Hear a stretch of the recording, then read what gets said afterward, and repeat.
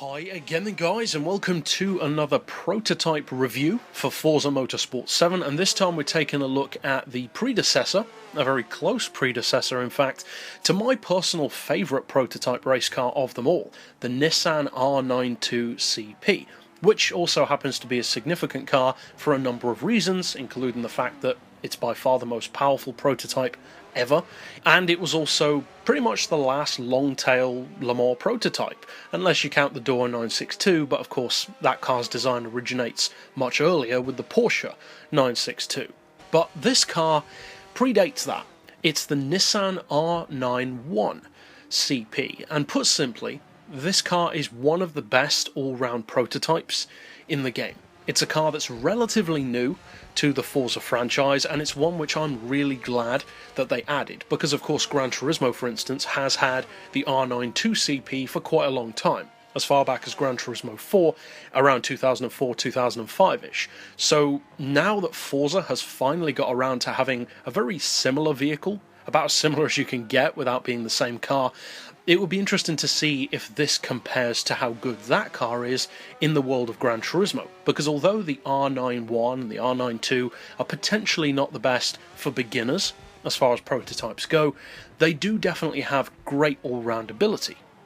Or at least the R92 does. So does the R91 also offer that, given that it is of course older, and there's always a worry there that the older vehicle might not be quite as good.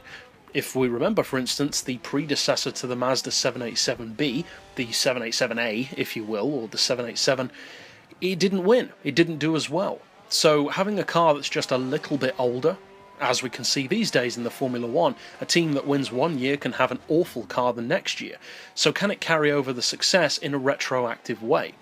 Well, to some degree, I would say yes. This car does not have the outright dominating straight-line power and performance, which it has both in the world of Gran Turismo and in real life, in particular in R92 form, but what it does have is excellent all-round levels of ability. I wouldn't necessarily say that the R91 is the best prototype in any one way, but it's one of the relatively few which is very strong in every way. Now, these days, you could consider a car to kind of offer that automatically in the prototype class, something like a Porsche 919 or an Audi R18 or a Peugeot 908 even, a car which is surely going to be good at everything. But back then, that wasn't as sure an idea. It wouldn't necessarily be good at everything. It could be great in a straight line or great around corners, but if you think about it, not that many cars were really outstanding at both. So how does this compare?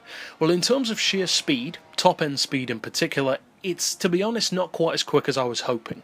With low aero and longer gears and fully de-restricted power, you're looking at about 228, 230 miles per hour.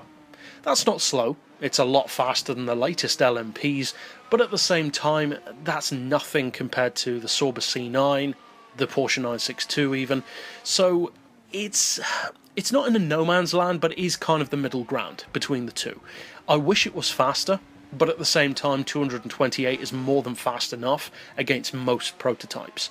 And going back to the Sauber C9 and 962 comparison, what this car has that they don't necessarily have, especially in the case of the Porsche, is outstanding cornering ability. This car truly is superb around corners, not just in terms of the grip or the speed, but just the driving manners which it has. This is a very forgiving car, and although, as you can even see in this replay, you can spin up the wheels, of course, this version, for instance, that I'm driving is fully de-restricted with over 900 horsepower, so of course you can spin up the wheels. But even then, for an X-Class car, which this vehicle is straight out of the crate, and that immediately gives you some idea of how good it can be, it really does offer a surprising level of forgiving performance through corners. It has a lot more grip than I was expecting it to. I did think that it would be a little bit twitchy, a little bit tail happy even, and although, as I said, of course you can spin up the wheels, it's really good through corners. The cornering speed is really high, easily faster than something like a Sauber or a Porsche, but at the same time it has top-end speed which can quite easily beat the latest prototypes. So, as I mentioned earlier, it's not the best in any particular way, but it's so good at everything. It's a fantastic all-rounder that this is definitely a prototype that I would recommend trying out. Now, another thing which makes this one great is the price. It's not cheap. It is a 900,000 credit vehicle if you buy it straight from the dealership. But that's still a lot less, for instance, than the latest machines, which tend to be around 1.2, 1.3 million. So that's a nice saving that you can get for yourself. And I'm not sure if you can win this from leveling up through XP, but there are certainly other prototypes which do come up. I've had the V12 LMR, the Jaguar XJR9 appear there, and you can get like 400,000 credits off, depending on the level that you're at. So in the case of this car, that would make it a cool 500,000 credits, and that is superb value. But even for 900,000, I would say that this is an excellent car. As I mentioned, it is already X-Class. You're looking at 800 horsepower straight off the bat, 578 pound-feet of torque, and although it does weigh a little bit more than some of the other prototypes, 930 kilos, you're still looking at 860 horsepower per tonne without even doing any upgrades to it. So it is a monster on paper for sure, and it's a monster in practice.